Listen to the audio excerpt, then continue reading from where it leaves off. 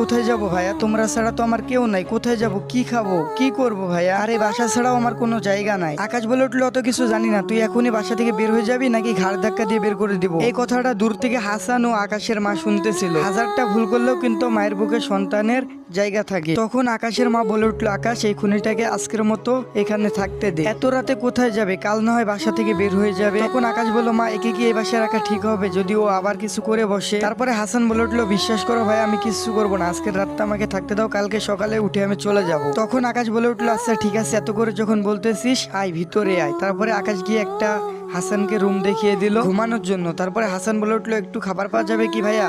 অনেক ক্ষুধা পাইছি। তখন আকাশ বলে উঠলো, তোর এই বাসাতে খাবার খাওয়া হারাম, যদি আরেকটা কথা বলিস তাহলে তোর ঘাড় ধাক্কা দিয়ে বাসা থেকে এখনই বের করে দেবো। তখন হাসান বলে উঠলো, আচ্ছা ভাইয়া খাবার লাগবে না, ঘুমাই। ঠিক রাত 3টা বাজে একটা চিৎকারের শব্দ হয়ে উঠলো। বলে উঠলো, বাঁচাও বাঁচাও, প্লিজ কেউ আমাকে বাঁচাও, প্লিজ প্লিজ কেউ আমাকে বাঁচাও। এমন শব্দ শুনে সবাই বাইরে এসে দেখে হাসান কাজের মেয়ের আয়েশার ব্লাউজের ফিতা খোলা। এমন দেখে আকাশের পায়ের রক্ত মাথায় উঠে গেল। তখন আকাশ বলে উঠলো, কি হয়েছে আয়েশা, তুমি এত কান্নাকাটি করতেছো, কি ব্যাপার? তখন আয়েশা বলে উঠলো, স্যার আমাকে প্লিজ বাঁচান, আপনার ভাই আমার সাথে শারীরিক সম্পর্ক করতে চাইছে, কিন্তু আমি রাজি না থাকায় আপনার ভাই আমার সাথে জোরাজুরি করতে চাইছে। তখন হাসান বলে উঠলো, এই মেয়ে তুমি এত মিথ্যা কথা বলতেছো কেন? তুমি তো আমার রুমে এসে কান্নাকাটি করতেছো। আর বলে উঠলো, তুমি আমাকে ফাঁসাইতে চাইতেছো। তখন আকাশ বলে উঠলো, হাসান একদম চুপ করে থাক, নাহলে তোরে কিন্তু একবারে অবস্থা খারাপ করে ফেলবো। আয়েশা কেমন মেয়ে আর কতটা ভালো মেয়ে সবাই জানে, ওর মতো মেয়েই হয় না গ্রামের মধ্যে, আর তুই কেমন এটা গ্রামের সবাই জানে। আর ঠিক তখনই হাসানের মা আর আকাশের মা ওইখানে চলে আসে। তারপরে বলে, আকাশ কি হয়েছে আর আয়েশা তুই কান্না করতেছিস কেন? তখন হাসান বলে উঠলো, খালা আমি আপনাদের বাসায় আর কাজ করবো না, আপনার ছোট ছেলে আমাকে